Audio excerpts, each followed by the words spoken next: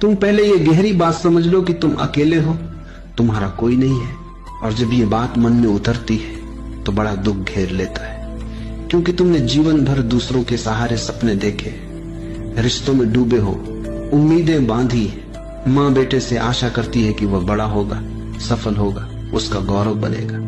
पिता भी यही सोचता है। इन सब आशाओं के ताने बाने में तुम अपने को खोते चले जाते हो। तुम्हारे पिता ने भी यही किया था, अपने सपनों में डूबे, अपने बेटों पर बोझ डालते रहे और अंततः उनकी आशाएं बिखर गई, वे अपूर्ण ही मर गए। अब वही मूर्खता तुम दोहराते हो। तुम बेटे से उम्मीद लगाते हो और कल तुम्हारा बेटा भी यही करेगा। ये अंतहीन श्रृंखला है। लेकिन अगर तुम सच देखना चाहो तो जान लो, न तो अतीत तुम्हारा है, न भविष्य तुम्हारा है, न कोई बेटा तुम्हें पूर्ण कर सकता है, न कोई संबंध तुम्हारी आत्मा को भर सकता है। तुम्हारे अतिरिक्त तुम्हारा कोई मित्र नहीं है। यही भयभीत करता है, यही खालीपन तुम्हें डराता है।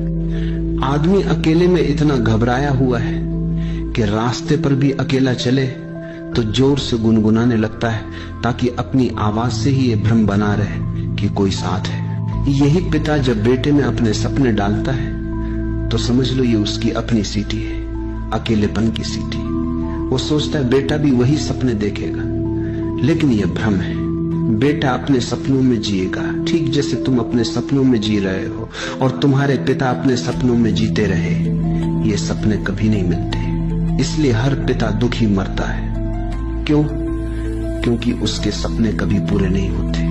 याद रखो, हर इंसान यहाँ अपने सपने देखने को आया है, तुम्हारे सपने पूरे करने को नहीं। अगर तृप्ति चाहिए तो ये सीख लो, अपने सपनों की नाव किसी और से न बांधो, तभी भटकाव से बचोगे। यही संसार है दूसरों पर टिकी हुई उम्मीदों की नाव। और यही संन्यास है जब तुम जाग उठते हो और स्वीकार कर लेते हो, चाहे कितना ही पीड़ादायक लगे, कि तुम अकेले हो। सब साथ, सब संग झूठे। अब इसका ये मतलब मत लेना कि हिमालय भाग जाना है, क्योंकि जो भाग रहा है वह अभी भी रिश्तों को सत्य मान रहा है। अगर झूठ को तुमने सचमुच झूठ देख लिया तो भागने की जरूरत ही नहीं। क्या कभी ऐसा हुआ है कि तुम सुबह जागो और कहो सपना झूठा था, अब इस घर से भागना है?